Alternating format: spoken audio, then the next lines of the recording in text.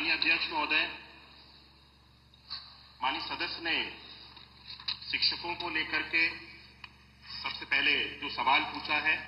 उस संबंध में मुझे जानकारी देनी है, आपके माध्यम से सदन को अवगत कराना है कि जो हमारे वर्तमान में जो हमारे छात्रों की संख्या है, उन छात्रों की संख्या को देखते हुए जो हमारे पास में शिक्षक हैं, मैं इसमें शिक्षकों को ही केवल सम्मिलित कर रहा हूं, सहायक अध्यापकों को,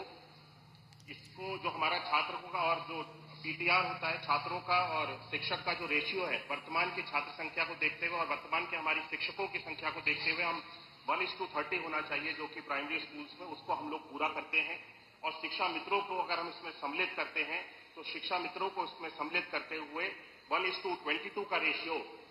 हम पूरे प्रदेश में अपने छात्रों के अनुपात में शिक्षकों को जो संख्या है उसके बराबर हम इसको पूरा कर पाते हैं। तो मुझे वर्तमान में अभी जब शिक्षकों की आवश्यकता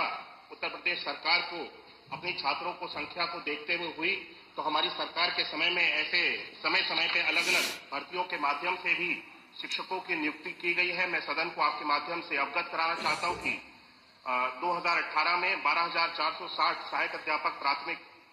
भर्ती की प्रथम चरण में 5,948 शिक्षकों को नियुक्त किया गया था। 2018 में 68,500 सहायक अध्यापक भर्ती में 45,567 शिक्षकों को नियुक्त किया गया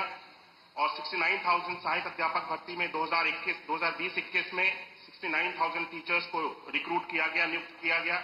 और 12,460 सहायक अध्यापक भर्ती में 2023-24 में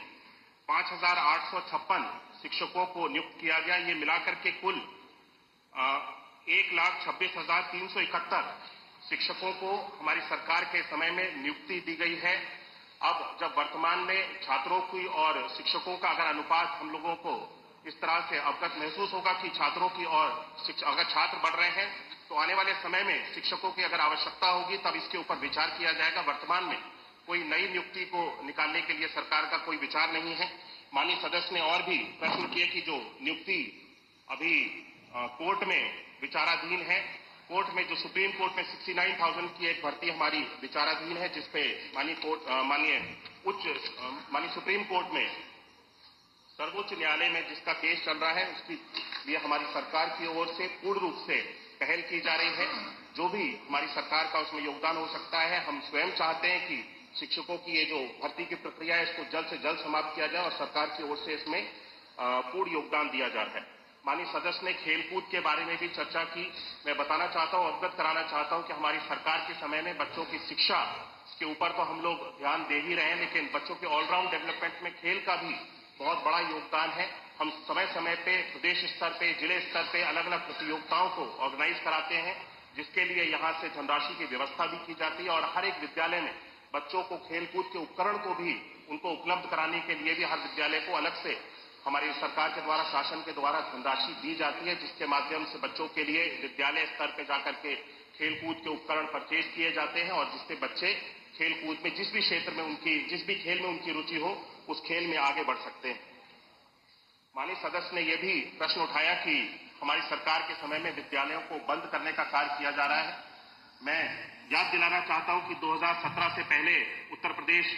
में परिषदीय विद्यालयों की जो स्थिति थी वो किस तरह की स्थिति थी। बच्चों को स्कूल में जाकर के पठन पाठन के कार्य की कितनी सहूलियत होती थी, हम सब लोगों ने पूरे प्रदेश में देखा है। 2017 के बाद से उत्तर प्रदेश में खास तौर पर परिषदीय विद्यालयों में ऑपरेशन कायाकल्प के माध्यम से जिस तरह से हमारी सरकार के द्वारा विभिन्न 19 पैरामीटर्स पे कार्य किया गया और परिषदीय विद्यालयों की एक तरह से पूरे प्रदेश में तस्वीर को बदलने का कार्य किया गया। हमारी सरकार के समय में किसी भी विद्यालय को बंद करने का निर्णय हम लोगों ने नहीं लिया है और हमारी सोच भी नहीं है कि बच्चों की पढ़ाई के लिए जो विद्यालय चल रहे हैं उसको बंद किया जाए, बल्कि हम सब लोग आने वाले समय में अत्याधुनिक और नए और उच्च स्तर के, बढ़िया स्तर के विद्यालयों को खोलने की हम सब लोगों की सरकार की योजना है। और आने वाले समय में मुझे लगता है जब ये विद्यालय बनकर के तैयार हो जाएंगे तो हमारे परिषदीय विद्यालय में भी प्राइवेट स्कूल्स में जो बड़े से बड़े अच्छे से अच्छे स्कूल में जो सुविधाएं बच्चों को दी जाती हैं वो निःशुल्क हमारे परिषदीय स्कूल्स में भी बच्चों को देने में हमारी सरकार सफल होगी।